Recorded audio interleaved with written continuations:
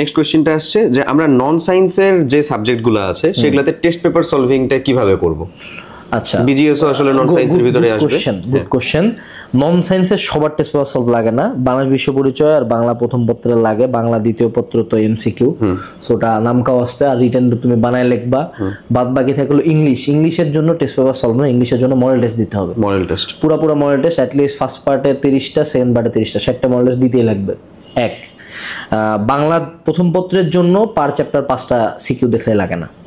অর্থাৎ তোমার বাংলা প্রথম পত্র আর বাংলাদেশ বিশ্ব পরিচয়, ইসলাম শিক্ষা এই সাবজেক্টগুলোর ক্ষেত্রে থিম অর্থাৎ একটা জায়গা থেকে কোশ্চেন আসে। হ্যাঁ, যেমন ধরো যে মমতাদির কি থেকে কোশ্চেন আসবে, যে স্নেহ এবং ভালোবাসা বা তার অভাবটা থেকে। ভাই আমি এখানে খালি একটা জিনিস অ্যাড করব, সেটা হচ্ছে গ আর ঘ নাম্বারের ভিতরে তোমাকে উদ্দীপকের সাথে হয় বৈসাদৃশ্য বা সাদৃশ্য জিনিসটা লিখতে দিবে না।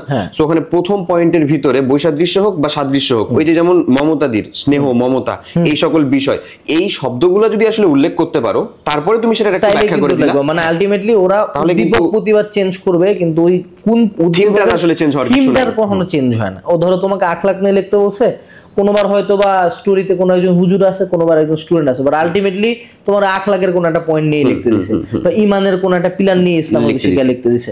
সো তুমি যখন ওই পয়েন্টটা জানবা তুমি এমনি লিখতে পারবা। সো আমার ক্ষেত্রে 5টা সিকিউ দেখলেই ইনাফ।